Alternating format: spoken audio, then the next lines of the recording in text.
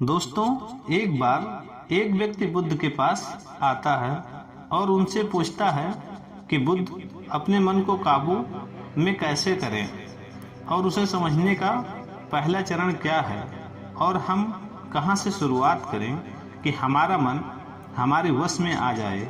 बुद्ध मुस्कुराते हैं और उसका उत्तर देते हैं कि अपने मन को समझने का पहला चरण है इसके द्वारा दिए गए लालचों की व्यर्थता को देख लेना। जिस इंसान ने अपने मन के द्वारा दिए गए लालचों की व्यर्थता को देख लिया, उसने इससे मुक्त होना शुरू कर दिया। और उसके बाद वो व्यक्ति बुद्ध से पूछता है कि हमारा मन जो हमें लालच देता है उसके व्यर्थता को कैसे देखें। बुद्ध कहते हैं, अपने अनुभव से मनुष्य जिस भी गलत कार्य को करता है उससे उसे दुख मिलता है और यही दुख उसका अनुभव है और यही अनुभव उसके रूपांतरण का कारण बन सकता है। जिसने देख लिया और वास्तव में देख लिया कि नशा करना केवल दुख है, उसे नशे से मुक्ति होना शुरू कर दिया। जिसने देख लिया कि ईर्ष्या केवल खुद को जलाती है और वास्तव में देख लिया, उससे ईर्ष्या से मुक्त होना शुरू कर दिया। तुम्हारा ये देख लेना कि मन लालच तो हमेशा तुम्हें तृप्ति कर देता है, लेकिन लगता है ये तुम्हें सदैव अतृप्त है, और यही अपने मन को समझने का पहला चरण है। कहानी को आगे बढ़ाने से पहले आपको इस एक प्रश्न को समझना आवश्यक है, और वो प्रश्न है कि आप अपने मन को वश में क्यों करना चाहते हैं। क्योंकि आपने ये अनुभव कर रखा है कि आपका मन आपको दुख देता है, पर क्योंकि आपको आपके मन के लालच बहुत बड़े सुहाने लगते हैं, इसीलिए आप इन लालचों के पीछे छुपे हुए दुखों को नहीं देख पाते हैं। सिर्फ अपने दुखों को देख लेने से आपका मन आपके वश में नहीं हो जाएगा। उसके लिए आपको दूसरा चरण क्या है ये समझना आवश्यक है। वो व्यक्ति बुद्ध से पूछता है कि बुद्ध, यदि कोई व्यक्ति ये जानता है कि उसके मन के लालचों के कारण उसके जीवन में दुख है, तो क्या इसका अर्थ ये है कि वो व्यक्ति पहले चरण पर है? और यदि वो व्यक्ति पहले चरण पर है तो दूसरे चरण पर कैसे जाएगा? बुद्ध कहते हैं कि उस व्यक्ति को खोज पर निकलना होगा, किसी ऐसे व्यक्ति की खोज पर जो अपने मन से मुक्त हो चुका हो और जिसने अपने मन को जान लिया है। क्योंकि तुम्हारा मार्गदर्शन वही कर सकता है जो उस मार्ग पर पहुंच चुका हुआ है और जहां तुम जाना चाहते हो। दोस्तों, यहाँ पर एक बात समझनी आवश्यक है कि खोज पर निकलने का अर्थ ये नहीं कि आप सन्यासी बन जाएं, बल्कि खोज पर निकलने का अर्थ ये है कि कोई ऐसा व्यक्ति खोजना जो आपका मार्गदर्शन कर सके। यहाँ पर प्रश्न ये उठता है कि ऐसे व्यक्ति को कहाँ पर खोजें, क्योंकि आसपास में तो बहुत लोग अशांत पड़े हुए हैं।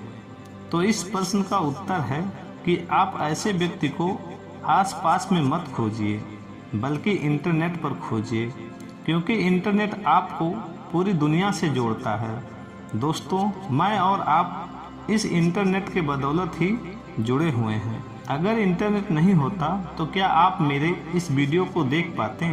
दोस्तों, इस दुनिया में बहुत सारे लोग थे और अभी हैं और हमेशा रहेंगे जो आपका मार्गदर्शन कर सकते हैं। कहानी में वापस लौटते हैं और अच्छे से जानते हैं कि अपने मन को समझने का दूसरा चरण क्या है। वो व्यक्ति बुद्ध से पूछता है कि उस व्यक्ति की पहचान क्या है जिसने अपने मन को समझ लिया और जिसने खुद को जान लिया हुआ है। क्योंकि हर व्यक्ति ये दावा करता है कि वो ज्ञानी और बुद्धिमान है, लेकिन वास्तव में ज्ञानी कौन है वो कैसे पता लगेगा? बुद्ध कहते हैं कि यही तीसरा चरण है, और वो चरण है सुनकर। सुनना ही अपने मन को समझने का तीसरा चरण है। उसके बाद वो व्यक्ति बुद्ध से पूछता है कि क्या देखकर ये पता नहीं लगाया जा सकता, क्योंकि आपको देखकर ही पता लगता है कि आप एक महात्मा हैं। बुद्ध कहते हैं कि देखने में तो कोई व्यक्ति बहुत शांत लगता है, लेकिन भीतर से वो क्या है ये उसके शब्द ही बता सकते हैं। लेकिन ध्यान रहे कि शब्द पर भी विश्वास एकदम नहीं किया जा सकता। किसी भी बात पर विश्वास इसलिए कर लेना है कि उसे मैंने कहा हुआ है या किसी महात्मा ने कहा हुआ है। किसी बात पर विश्वास आपको तब करना है जब वो तुम्हारा अनुभव बन जाए। गौतम बुद्ध के द्वारा कही गई इस बात को मैं आपको थोड़ा और आसान भाषा में समझाने की कोशिश करता हूँ।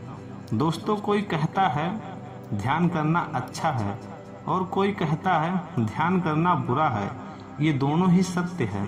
अगर आप अभी ध्यान को अच्छा मानते हैं तो आप बहुत जल्द ही उसे बुरा मानने लगेंगे, और यही हमारे मन की चाल है। तो अब आपके मन में सवाल उठा होगा कि कैसे? तो इसका उत्तर ये है कि ध्यान की शुरुआत में आपको आनंद नहीं मिलेगा, बल्कि बोरियत महसूस होगी। और आपका विश्वास क्या था कि ध्यान अच्छा है, लेकिन आपका अनुभव क्या कह रहा है कि ध्यान बोरियत भरा है। तो धीरे धीरे आपका विश्वास बदलने लगेगा। पहले आप ध्यान को अच्छा मानते थे, लेकिन अब आप ध्यान को बुरा मानने लग जाएंगे। आप एक अति से दूसरे अति पर पहुंच जाएंगे, और यही हमारे मन की चाल है। हमारा मन हमें अतियों में ही भटकाता रहता है, और अगर आप ध्यान को बुरा मानते हैं तो आप कभी भी ध्यान नहीं कर पाएंगे। अब कहानी में वापस लौटते हैं और अच्छे से समझते हैं कि अपने मन को समझने का तीसरा चरण क्या है।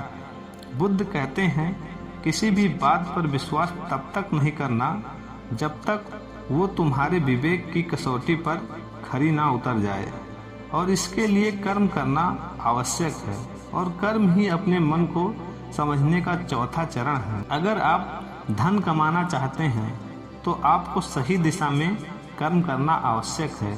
ठीक उसी प्रकार अगर आप खुद को जानना चाहते हैं तो आपको सही दिशा में कर्म करना आवश्यक है।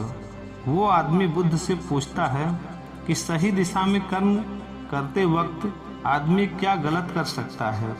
बुद्ध कहते हैं केवल 2 गलतियां कर सकता है। पहली गलती शुरुआत ना करना, दूसरी गलती पूरा रास्ता तय ना करना।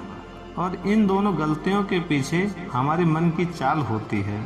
कोई सोचता है कि मैं शुरुआत कल से करूँगा, और कोई सोचता है कि शायद मैं सफल ना हो पाऊँ। इन दोनों ही गलतियों को व्यक्ति जागरूकता की कमी के कारण करता है। बिना जागरूकता के व्यक्ति का मन उसे सही दिशा में चलने ही नहीं दे सकता, और जागरूकता ही अपने मन को समझने का 5वां चरण है। इसीलिए दिन के हर एक क्षण में जागरूकता के साथ जियो। कोई भी कार्य करो तो उसे जागरूकता के साथ करो। अगर सांसें भी लो उसे जागरूकता के साथ लो। बिना जागरूकता के साथ जिया गया एक भी क्षण मृत्यु के समान है। और ध्यान रहे, जागरूकता के बिना ध्यान संभव नहीं है।